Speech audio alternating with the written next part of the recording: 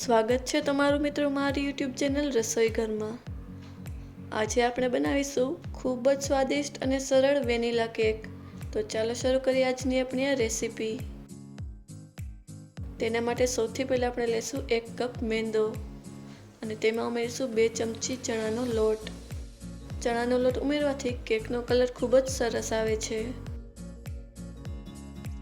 ત્યારબાદ તેમાં ઉમેરીશું 1 કપ પીસેલી ખાંડ અને તેને સારી રીતે મિક્સ કરી લેશું। ખાંડ તમે તમારી પસંદ મુજબ વધુ કે ઓછી કરી શકો છો। ત્યારબાદ તેમાં ઉમેરીશું 1 ચમચી બેકિંગ પાવડર અને આ બધાને સારી રીતે મિક્સ કરી લેશું। તો આપણા ડ્રાય ઇન્ગ્રેડિયન્ટ્સ તૈયાર છે। હવે આપણે લેશું 1/4 કપ ઓઇલ અને તેમાં ઉમેરીશું અડધો કપ દહીં અને તે બંનેને સારી રીતે મિક્સ કરી લેશું।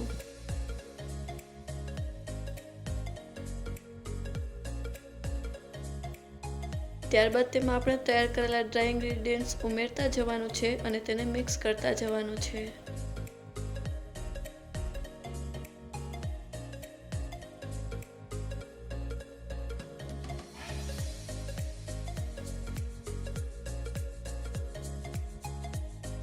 હવે આપણે તેમાં દૂધ ઉમેરતા જશું અને તેનું બેટર તૈયાર કરી લેશું।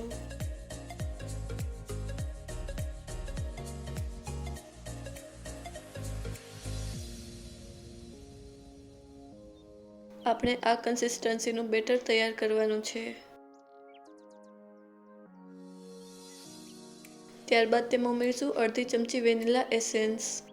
જો તમારી પાસે વેનીલા એસેન્સ ના હોય તો તમે તેને સ્કીપ કરી શકો છો અને તેને સારી રીતે મિક્સ કરી લેશું। હવે ગેસ પર એક ઢોકળિયું મૂકીને તેમાં થોડી રેતી ઉમેરવાની છે અને તેની પર આ રીતનું સ્ટેન્ડ મૂકીને તેને 10 મિનિટ માટે પ્રીહીટ થવા દેશું।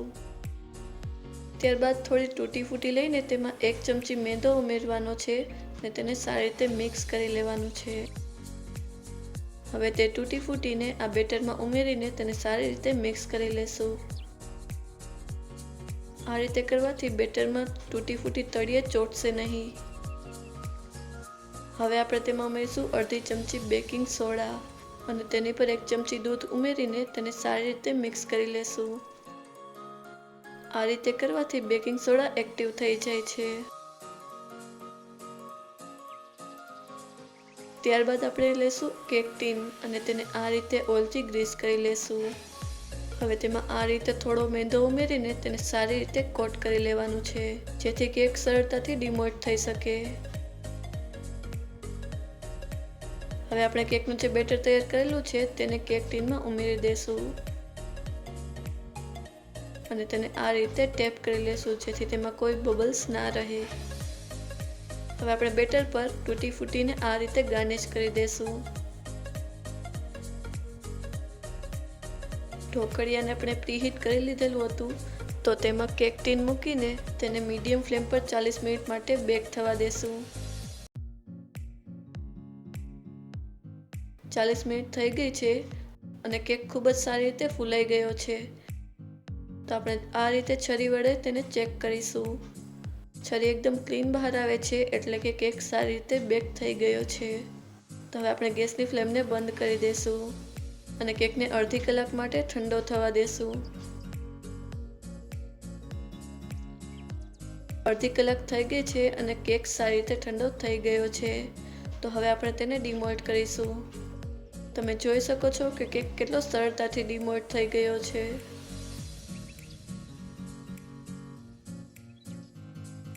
તો તૈયાર છે ખૂબ જ સરળ અને સ્વાદિષ્ટ વેનીલા કેક। તો હવે આપણે તેને કટ કરીશું।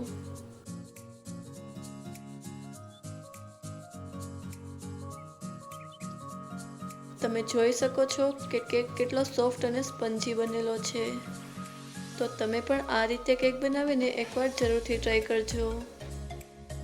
જો તમને અમારો આજનો આ વિડીયો પસંદ આવ્યો હોય તો અમને કમેન્ટ કરીને જરૂરથી જણાવજો અને અમારા આ વિડીયોને લાઈક અને શેર કરજો।